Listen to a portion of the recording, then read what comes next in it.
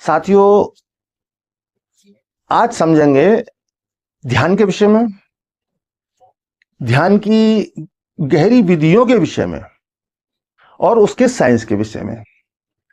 साथियों, ध्यान की बहुत सारी विधियां हैं। ध्यान की विधि है जिस तरह मुझे मिली उस तरह आपको घटित हो सकती है, मिल सकती है। तो इसे समझने के लिए मुझे सबसे पहले ध्यान कब घटित हुआ, ध्यान की पहली झलक कब मिली, उसी झलक में, उसी घटित होने में वो विधि छुपी है जो मेरी अपनी ध्यान की विधि थी। ऐसे ही आपकी अपनी ध्यान की विधि हो सकती है जो स्वाभाविक रूप से घटित हो जाए।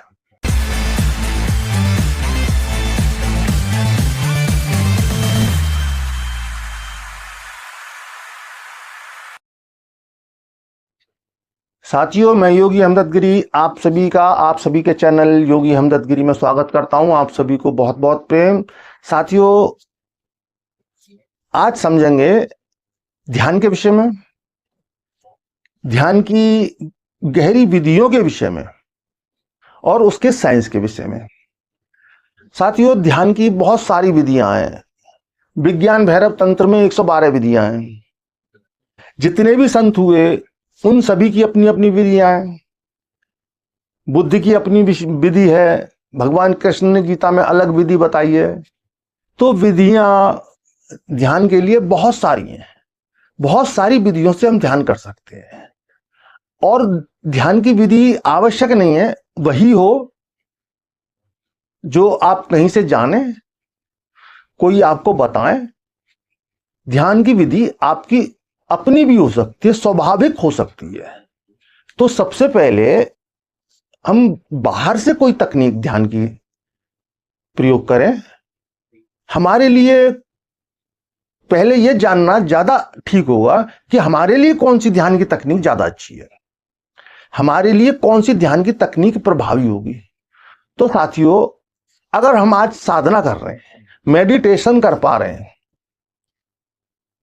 यहां आप देखेंगे, आप मेडिटेशन करते हैं तो क्या आसपास के सभी लोग मेडिटेशन करते हैं? नहीं करते हैं। बहुत कम लोग ध्यान साधना, मेडिटेशन जैसी चीजों में लगे होते हैं, पूरी निष्ठा के साथ लगे होते हैं। तो अगर आज आपके मन में ध्यान और मेडिटेशन की बात आ रही है, करना चाहते हैं आप, तो ये पहली बार नहीं है, आपके मन में आज आ रही है ये बात। तो इसका अर्थ ये है कि आप अपने पूर्व जन्मों में भी ध्यान साधना जैसे कार्य करते रहे हैं। और पिछले जन्मों में अगर आपने साधना की है तो आपकी साधना वहीं से शुरू हो जहां से आपने छोड़ी थी। अब ऐसे कैसे पता चले कि आपने साधना कहां से छोड़ी थी? तो इसके लिए स्वाभाविक रूप से आप कहां, किस तरह से ध्यान करते थे, यह जानना, यह समझना ज्यादा जरूरी होगा। और यह समझ सकते हैं हम, तो यह हम किस तरह समझ सकते हैं, इस बात को समझना है। तो इस बात को समझने के लिए मैं आपको कुछ उदाहरण अपने दूंगा, अपने जीवन से कुछ उदाहरण मैं आपको बताना चाहूंगा। मैं जो भी ध्यान करता हूं, जो भी मेडिटेशन करता हूं, मेरे गुरु हैं, गुरु से गुरुदेव हैं, उनकी बहुत बड़ी कृपा है मुझ पर, और उनकी ही कृपा से सब कुछ संभव हो पा रहा है। लेकिन मेरी ध्यान की जो विधि है हमेशा से मेरी अपनी है। मुझे गुरुदेव से मार्गदर्शन मिलता है, आवश्यकता पड़ती है, सभी कुछ मार्गदर्शन मिलता है। लेकिन जो मेरी ध्यान की अपनी विधि है वो शुरू से मेरी अपनी है। मुझे बाहर से कोई ध्यान की विधि लेने की आवश्यकता नहीं पड़ी। अब क्यों नहीं पड़ी, इस चीज को समझिए। वही चीज मैं आपको समझाने का प्रयास कर रहा हूं, क्योंकि जो आपकी ध्यान की विधि है, जिस तरह मुझे मिली उस तरह आपको घटित हो सकती है, मिल सकती है। तो इसे समझने के लिए मुझे सबसे पहले ध्यान कब घटित हुआ, ध्यान की पहली झलक कब मिली, उसी झलक में, उसी घटित होने में वो विधि छुपी है जो मेरी अपनी ध्यान की विधि थी।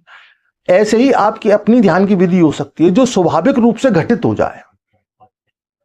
तो हुआ क्या था, जो हुआ था वो ये था, मेरा आध्यात्म की ओर कोई विशेष रुख नहीं था, कोई विचार भी नहीं था आध्यात्मिकता की ओर, ध्यान साधना मेडिटेशन इनके विषय में कोई नहीं था।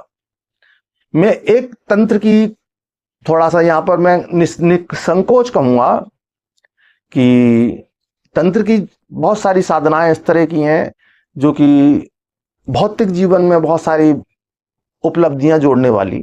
तो ऐसी ही एक साधना मैं करना चाहता था भौतिक संपन्नता के लिए। मान लीजिए प्रत्येक दिन 2-3 घंटे का एक मंत्र जाप था जो कि एक ही आसन में करना था। तो वो आसन सिद्धि के लिए मैं बस आसन का अभ्यास करता था। एक ही आसन में बैठकर आंख बंद करके बैठ जाता था रात्रि को सोते समय, और पद्मासन लगाता था मैं उस समय। आज तो सिद्धासन लगाता हूं, लेकिन उस समय बहुत लंबे टाइम तक मैं पद्मासन लगाता रहा। तो उस समय पद्मासन लगा के बैठ जाता था मैं आंख बंद करके। अब कोई ध्यान की विधि नहीं, कोई ध्यान नहीं कर रहा हूं मैं, सिर्फ एक अभ्यास कर रहा हूं अधिक से अधिक देर बैठने का। तो अचानक से बैठे बैठे जब 40-50 मिनट होने लगे, लगभग 1 घंटा होने लगा कि अब इतना बैठने लगा मैं, कोई 1-1.5 महीने में इतना बैठने लगा।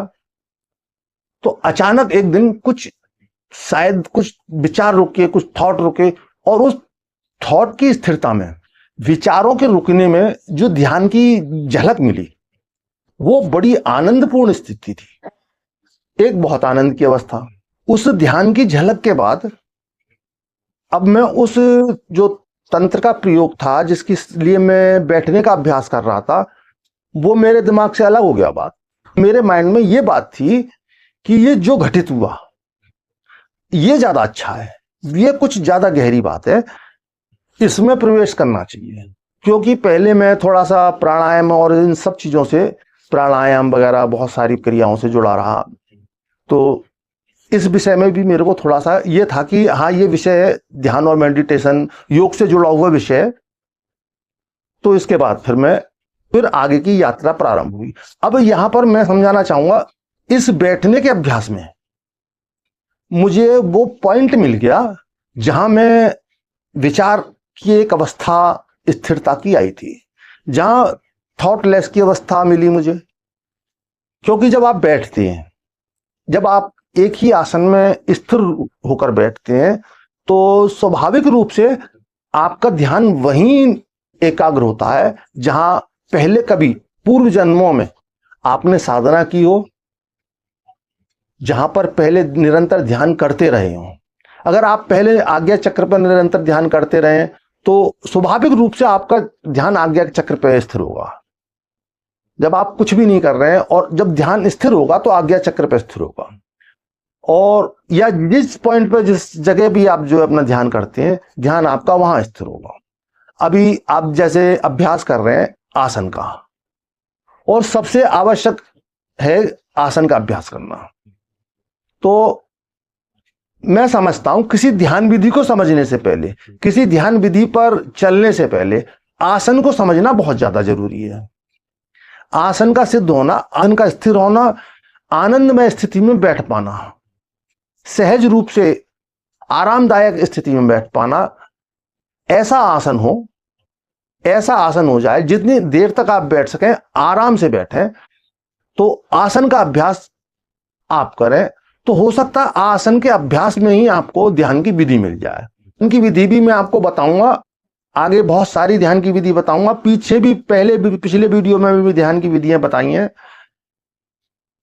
आज। लेकिन मैं आपको यही सुझाव दूंगा कि जो अभी साधना नहीं कर रहे हैं, किसी एक पॉइंट पर स्थिर नहीं है, वो अपना आसन स्थिर करें। आसन जितना स्थिर होगा उतना उनका ध्यान अच्छा लगेगा, स्थिर ध्यान होगा। और ध्यान का पॉइंट जिस जगह उन्हें ध्यान करना है स्वाभाविक रूप से उन्हें मिल सकता है, अलग से बताने की आवश्यकता शायद ना हो। तो साथियों, इसी के साथ आप सभी को बहुत बहुत भौतिक जीवन में सभी कुछ अचीव करते हुए आध्यात्मिक विकास की ओर निरंतर बढ़ते रहें, इसी अभिलाषा के साथ आप सभी को बहुत बहुत प्रेम।